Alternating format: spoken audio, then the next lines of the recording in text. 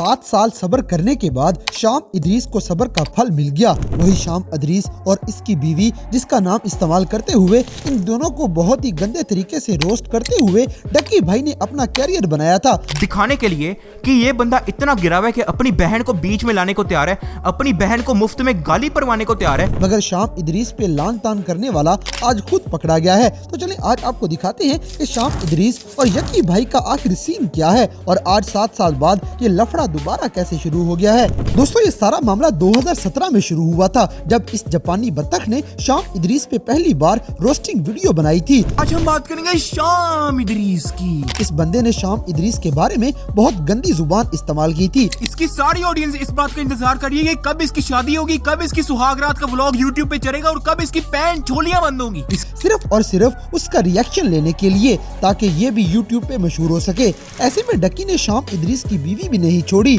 इसने फ्रॉगी के हिजाब को भी रोस्ट किया, उसके हिजाब का भी मजाक उड़ाया और शाम इदरीस को पूरे इंटरनेट पे जलील करके ये बंदा खुद मशहूर हो गया। मैं हिजाब पहन के रैप भी करूंगी, मैं उसकी इंसल्ट भी करूंगी, बिकॉज व्यूज मैन व्यूज। और ये सिर्फ अकेले नहीं है जिसने हिजाब की माँ बहन एक करनी शुरू की हुई है, ये बंदा भी उसमें बराबर का ही शरीक है। मगर दोस्तों, इस डकी भाई की असल हकीकत क्या है, ये आज 7 सालों बाद पाकिस्तानियों को सामने खुल के आई है। चलो डकी भाई तो बाहर। पहले इस यकी भाई ने कराची के एक लड़के हनी हुमैल को डराया धमकाया, उसे इंस्टाग्राम पे अप्रोच किया और धमकियां दी, बिल्कुल उसी तरह जैसे डकी ने एक बड़ा ड्रामा किया था कि मुझे शाम इदरीस ने डराया धमकाया है।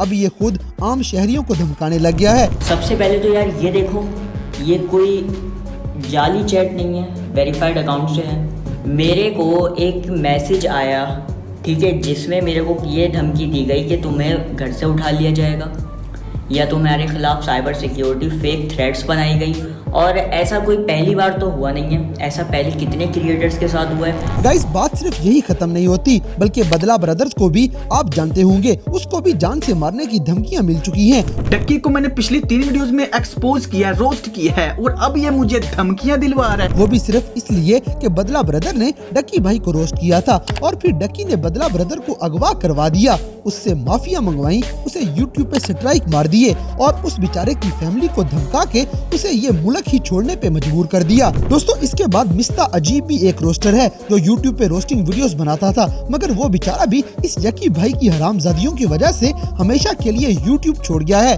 क्योंकि मिस्ता अजीब ने डकी को बहुत रोस्ट किया था। अब ये किराए का डड्डू पहले कहता था कि कमेंट्स बैन करने वाला चोर होता है, अब ये खुद क्या कर रहा है। नहीं, तुम लोगों को अगर मेरी बात पे नहीं यकीन आता तो ये खुद ही डकी भाई की असलियत आवाम को बताई थी कि ये कैसे दूसरों की वीडियोस कॉपी करके, उनके आइडिया कॉपी करके अपनी वीडियो बनाता है। ऐसे है कि इसकी खाली एक वीडियो नहीं कॉपीड है, बल्कि 10 और भी वीडियोस कॉपीड हैं।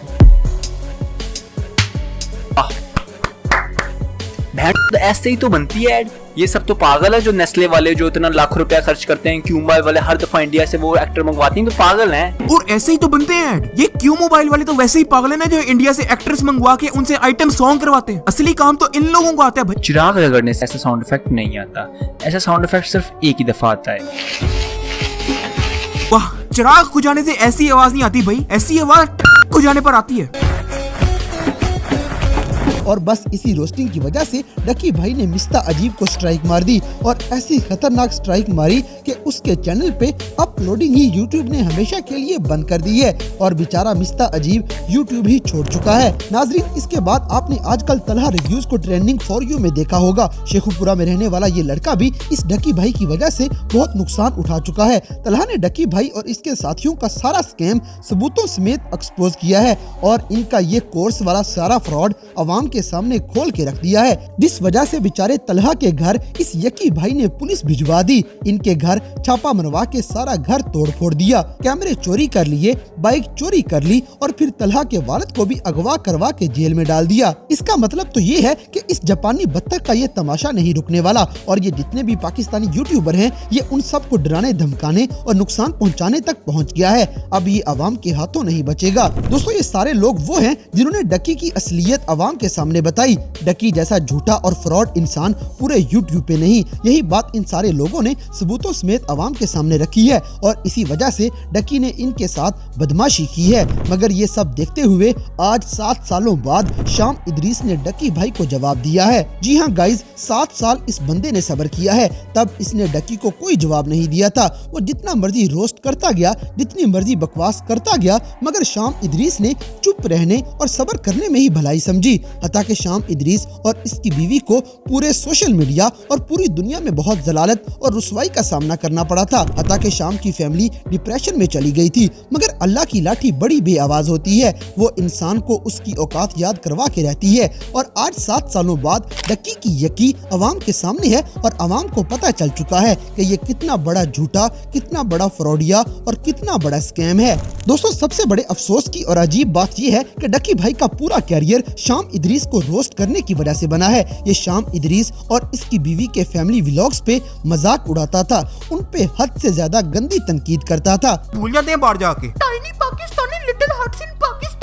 इस फ्रॉगी के टॉपिक पे ही रहते हुए ना, I want to talk about hijab. लेकिन फिर ये आ गई, इस औरत ने जितनी हिजाब की माँ बहन एक करके मिस यूज करके in step up the game. You think you the bomb, ये आई एम अ क्वीन। मुझे पता है हिजाब की रिस्पेक्ट करनी चाहिए, लेकिन फक दिस शिट मैन, मैं हिजाब पहन के रैप भी करूंगी। मगर आज यही डकी भाई अपनी बीवी के साथ पूरे इंटरनेट पे नाश्ता भी फिरता है, बीवी दिखाता भी फिरता है और बिल्कुल उस तरह का ही कंटेंट बना बना के पैसे कमा रहा है। मतलब एक इंसान कैसे इतना गिर सकता है कि पहले तनकीद करे और फिर बिल्कुल उसी तरह से, बल्कि उससे भी गंदी तरह से अपनी बीवी को ना सिर्फ दिखाए बल्कि उसे निचवाए भी, ताकि लोग देखें और ये जापानी बत्तख पैसे कमा सके। दोस्तों, शाम इदरीस ने 7 साल बाद जो वीडियो डकी भाई के बारे में डाली है, उसमें शाम ने सब कुछ अवाम को बताया है कि वो किस तरह से डकी को समझाने की कोशिश करता रहा।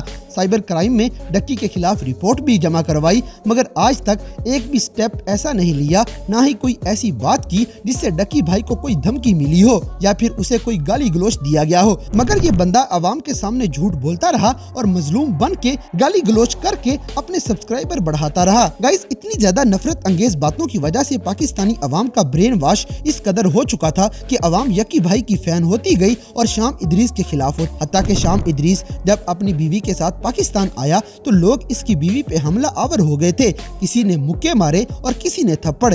यानी डकी की झक्कियों की वजह से इस शाम इदरीस और इसकी फैमिली को इस कदर नफरत का सामना करना पड़ा था, और ये सब कुछ सिर्फ इस बंदे की गलीज गंदी सोच की वजह से। मगर दोस्तों, ये बंदा जिस तरह शाम इदरीस की फैमिली व्लॉगिंग का मजाक बनाता था वो आपके सामने है, दिखाने के लिए कि ये बंदा इतना गिरा हुआ है कि अपनी बहन को बीच में लाने को तैयार है, अपनी बहन को मुफ्त में गाली परवाने को तैयार है। और अब ये खुद जिस तरह से गंदे स्टाइल में अपनी बीवी की नुमाइश करता है उसका फिर अल्लाह ही हाफिज है।